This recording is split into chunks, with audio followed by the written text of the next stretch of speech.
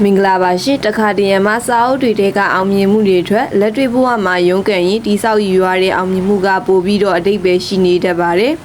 ဒီနေ့မှာတော့ပြည်သက်တွေအားလုံးလေးစားအားကြရတဲ့ AR တိုင်းရေကြီးမြို့နယ်ကလေးဘာသာကုန်ကျူးချင်းကျောင်းသူလေးမတ်နေကြီးထွေရဲ့ဘဝတစ်စစ်ချိုးအကြောင်းအရာလေးကိုတင်ဆက်ပေးခြင်းပါတယ်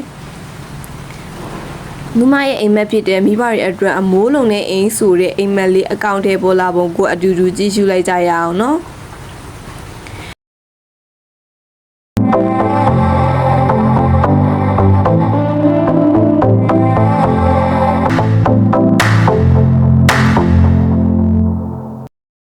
AR တိုင်းရေကြီးမြို့နယ်တီတာကုန်းပြင်စင်အိုးကဲရွာကနေမက်နေကြီးတွေဆိုတာနဲ့တပြိုင်နက်လူတိုင်းတတိထားမိတာကသူမရဲ့ပညာရေးမှာထူးချွန်တဲ့အချက်ပါပဲဒီနေ့တက္ကသိုလ်ဝင်တန်းမှာလေးဘာသာဂုဏ်ထူးနဲ့အောင်မြင်ခဲ့သူပါဒါပေမဲ့သူမရဲ့အောင်မြင်မှုနောက်ကမှာတော့မျက်ရည်စက်တွေအခက်အခဲတွေအများကြီးရှိနေခဲ့တာပဲဖြစ်ပါတယ်အရင်ကဝါတက်လီထဲမှာမိဘတွေနဲ့အတူရုန်းကန်နေထိုင်ခဲ့ရတဲ့မက်နေကြီးထွေးရဲ့အကြီးမားဆုံးဆန္ဒကတော့သူမရဲ့မိဘတွေအတွက်မိုးလုံလေလုံနေနိုင်ဖို့ပါပဲ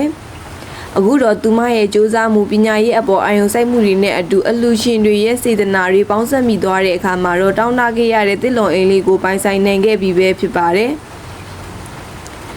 ဖခင်ဦးမြင့်အေးမိခင်ဒေါ်ဝဝထွေးတို့နဲ့အတူပျော်ရွှင်စွာတင့်ရင်လေးကိုပြုပြီးမွမ်းမံနေကြတဲ့မြင်ကွင်းလေးရလဲတကယ့်ကိုကြည်နူးစရာပါပဲနေကြီးထွေးဟာပညာရေးမှာလဲထူးချွန်တဲ့မိသားစုအပေါ်မှာလဲအင်မတန်မှတည်တတ်တဲ့သမီးကောင်းတစ်ယောက်ပါပဲ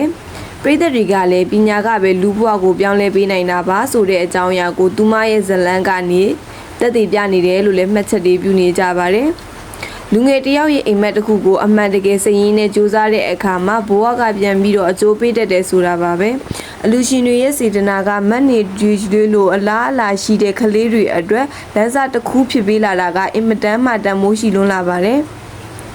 ဒါပေမဲ့အဓိကအချက်ကတော့မတ်နေကြီးထွေးကိုယ်တိုင်ရဲ့အလင်းရောင်ကိုသူမဘာသာသူမရှာဖွေနိုင်ခဲ့တာပဲဖြစ်ပါတယ်ပရိသတ်တွေကလည်းဒီမိသားစုကိုကြည့်ပြီးဝိုင်းလေးကနေတစ်လုံအိမ်လေးအထိအကြောင်းလန်းနိုင်တဲ့သမီးလေးရဲ့ဇွဲကိုလေးစားပါတယ်ဆိုပြီးစုမှုကောင်းတွေအများကြီးတောင်းပေးနေကြပါတယ်မိဘတွေအတွက်အမိုးလုံတဲ့အိမ်လေးနဲ့ဘဝတိကိုစတင်တော့မဲ့မက်နေကြီးထွေးတို့မိသားစုကျမ်းမာချမ်းသာကြပါစေလို့လည်းစုမှုကောင်းတွေအများကြီးတွေ့နေရပါတယ်ပရိသတ်တွေရောမက်နေကြီးထွေးရဲ့ကြိုးစားမှုနဲ့ပတ်သက်ပြီးဗာများပြောရှင်ပါသေးလဲအောက်က comment box မှာရေးသားပေးခဲ့ကြပါအောင်နော်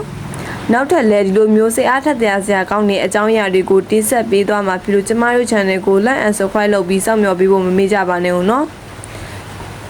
ကြည့်ရှုသူအားလုံးကိုကျေးဇူးတင်ပါတယ်တာယာတဲ့နေလေးကိုပိုင်ဆိုင်နေကြပါစေ